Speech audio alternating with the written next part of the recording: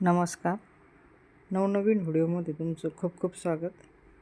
तर आज आपण सिसमच्या पानाचा ज्यूस याचे फायदे बघणार आहोत आणि तो ज्यूस कसा बनवायचा आणि तो कधी घ्यायचा हे आज मी तुम्हाला सांगणार आहे.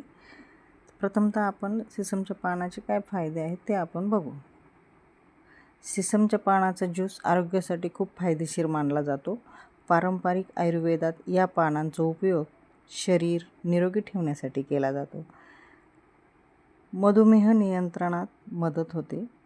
सिसमच्या पानाचा ज्यूस रक्तातील साखरेची पातळी नियंत्रित ठेवण्यास मदत करू शकतो.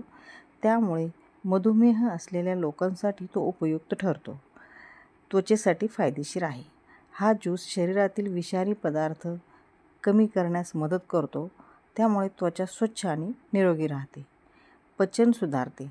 सिसमच्या पानामध्ये नैसर्गिक घटक असतात जे पचनक्रिया सुधारण्यास मदत करतात आणि गॅस अपचन कमी करतात. सांधेदुखी कमी करण्यास मदत होते. यामध्ये दाह कमी करणारे गुणधर्म असतात.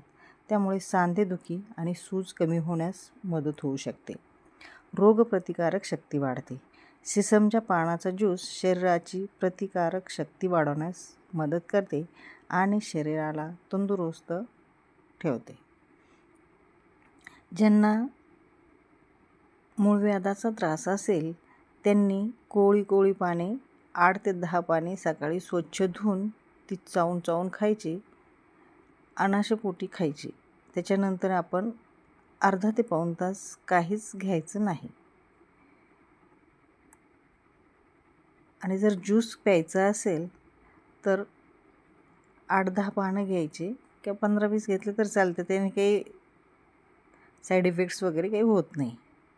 बघा, ताजी स्वच्छ पानं धुवून घ्यायची, ती मिक्सरला लावायची आणि मिक्सर थोडंसं पाणी पण टाकायचं आणि बघा हा आपला आणि गाळून घ्यायचं. बघा आपला हा ज्यूस तयार झालेला आहे.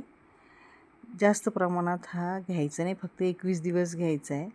गर्भवती महिला किंवा गंभीर आजार असल्यास डॉक्टरांचा सल्ला घ्यावा.